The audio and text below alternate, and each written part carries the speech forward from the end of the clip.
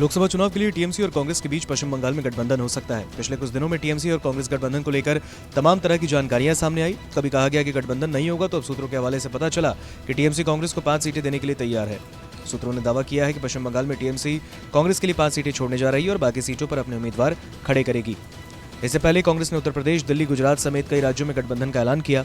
ममता बनर्जी की टीएमसी लोकसभा चुनाव के लिए बने राष्ट्रीय स्तर के विपक्षी गठबंधन इंडिया का हिस्सा है। इंडिया अलायंस की विभिन्न बैठकों में भी ममता बनर्जी शामिल हुई।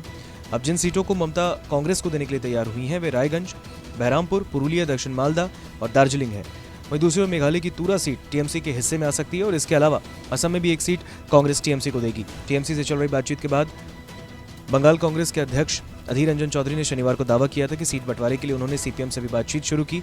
अधीर रंजन चौधरी ने कहा, मैं सीपीएम राज्य सचिव मोहम्मद सलीम के साथ बातचीत कर रहा हूं। हम राज्य में सीपीएम के साथ गठबंधन करना चाहते हैं। टीएमसी दुविधा में है। पार्टी सुप्रीमो की ओर से आधिकारिक तौर पर हाँ या ना होना चाहिए।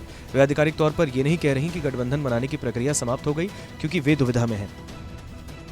उन्होंने पार्टियों के बीच चल रही बातचीत का संकेत देते हुए आगे कहा, टीएमसी अपनी दुविधा के कारण गठबंधन पर निर्णय नहीं ले पा रही। कांग्रेस सांसद ने कहा, पहली दुविधा यह है कि पार्टी का एक वर्ग मानता है कि यदि वे इंडिया गठबंधन के बिना अकेले चुनाव लड़ती हैं तो पश्चिम बंगाल के अल्पसंख्यक उनके खिलाफ मतदान करेंगे। टीएमसी का एक वर्ग चाहता है कि गठबंधन जारी रहे। दूसरा वर्ग दूसरी दुविधा में है कि अगर बंगाल में गठबंधन को ज्यादा महत्व दिया गया तो मोदी सरकार उनके खिलाफ ईडी और सीबीआई का इस्तेमाल करेगी। इन दोनों दुविधाओं के कारण टीएमसी कोई स्पष्ट निर्णय नहीं ले पाई। हो सकता है कि दिल्ली में कुछ बातचीत हो, लेकिन मेरे पास ऐसी कोई जानकारी नहीं।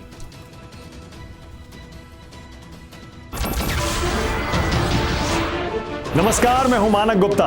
अगर आपको हमारा ये वीडियो पसंद आया हो तो इसे लाइक और शेयर जरूर करें और हाँ, हमें सब्सक्राइब और फॉलो करना ना भूलें ताकि आप देश और दुनिया की कोई खबर मिस ना करें। तो जुड़े रहिए हमारे साथ और देखते रहिए न्यूज़ 24।